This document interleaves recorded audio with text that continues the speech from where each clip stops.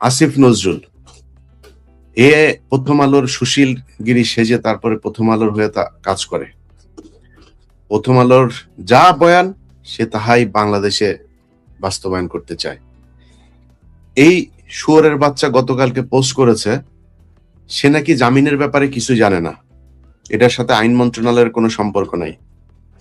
শুয়োরের বাচ্চা, তুই যা করছিস, তুই যে জাউরামি এই গত 1.5 বছরে করছিস, আল্লাহ যদি বাঁচায় রাখে তোর অপমান অপদস্থ এই সরকারটা শেষ হওয়ার পরের দিন থেকে শুরু হবে। আসিফ নজরুল যেখানে যাবে ওইখানে জুতা খাবি, ডিম খাবি, এটা তোর কপালের সাথে একদম ওতপ্রোত ভাবে জড়িয়ে আছে। এখন এটা হবে, হইতেই হবে।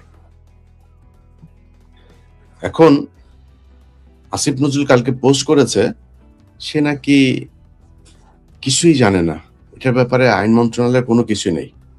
আচ্ছা, এটা আপনার যখন কিনা 5 আগস্ট হয়, 5 আগস্টের পরে আপনাকে নামটা বলছি বিচারপতির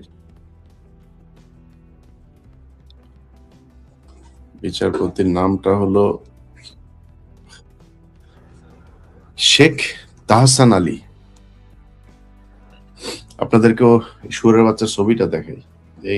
এই খানকির ছেলে, ওর মা দৌলতদিয়াতে গিয়া তারপরে বিভিন্ন বেটাদের সাথে আকাম করে ওরে পয়দা করছে।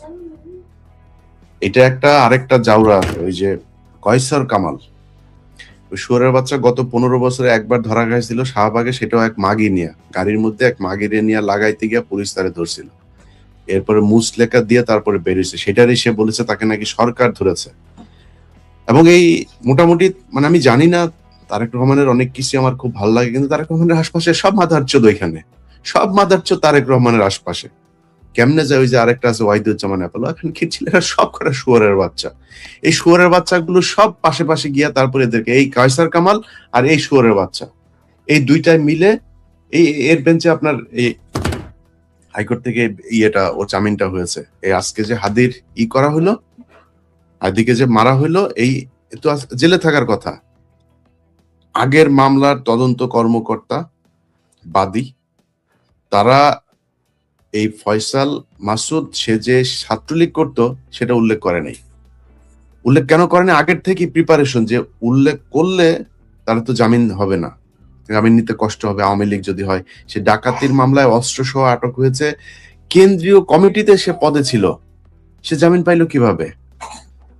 তারে জামিন দিয়েছে। এখন আসিফ নজরুল কিচ্ছু জানে না। আসিফ নজরুল খানকির ছেলে, তুমি যে বিচারপতিদেরকে যে তুমি করলা, তুমি যে নিয়োগ দিলা, বিচারপতিরা তোমার মার শাটার ভিতর দিয়ে আসছিল, মাদার চোদ কোন দিক দিয়ে আসছিল? শুয়ারের বাচ্চারা কোথাকার। গায়ে লাগে না খানকির ছেলেরা?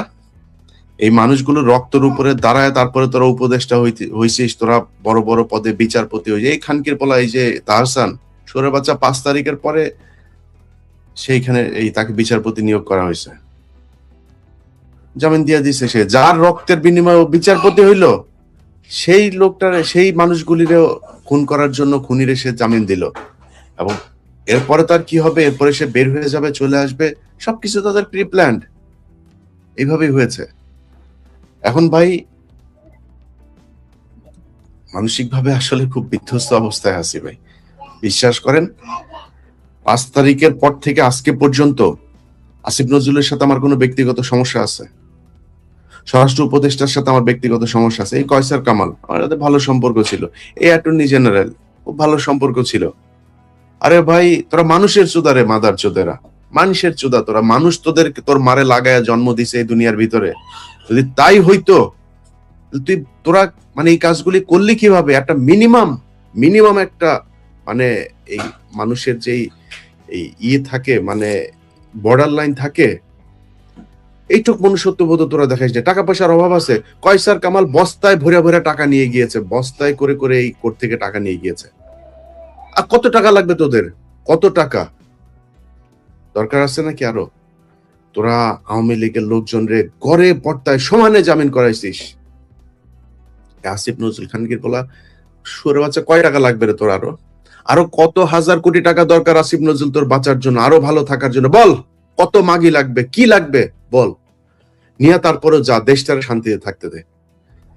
ও এক ইউনুস খানকির বলা, এই মাথার চোদ ইউনুস শুয়ারের বাচ্চা হালা সারা জীবন হইলো গিয়ে ওয়েস্টার্ন লাগাইছে, মদ খা মদখোর শুয়ারের বাচ্চা বাংলাদেশে নিয়ে সুদের ব্যবসারে করে ওরে দিছিল শান্তিতে, শান্তিতে নোবেল খারাপ আমরা জানি না। এই শুয়ারের বাচ্চা এই ওই রুমে যত এই শুয়ারের বাচ্চা করছে কি, ওরে এই যে আসিফ আর মাহফুজ দুইটা মন্ত্রণালয় ছাড়লো 2 দিন আগে। দুইটা মন্ত্রণালয় ছাড়ার পরে এই 2 মন্ত্রণালয়ের ভিতরে একদম এই উপদেষ্টা পরিষদের সবচাইতে বড় চোর যেটা আসিফ নজরুল আর রেজওয়ানা, এই সবচেয়ে বড় চোর, এই বড় চোর দুইটারে 2টা মন্ত্রণালয় দিল। কেন রে ইউনুস, তোর আর কোনো বাপ ছিল না? বলে কিচ্ছু বুঝে না, বলে বিশাল আকারে কিছুই বুঝে না, সারা দুনিয়া হোগা মাইরা যায়, বাংলাদেশে কেমন তুমি কিছুই বুঝো না, আমরা বুঝি না এগুলি, আমরা ওয়েস্টে থাকি, ওয়েস্টের এদের কথাবার্তা চরিত্র আমরা বুঝি না এগুলি, তুমি তো ওই চরিত্রই পাইছো। মুখের কথার ভিতরের কথা এক না, যায়া চোরেদের নিয়ে করছে। ইউনুসের গোটা পরিবারের যত সুযোগ সুবিধা দরকার সব তারা নিচ্ছে। এই সব কিছুর দায়ী এই ইউনুস কুত্তার বাচ্চা,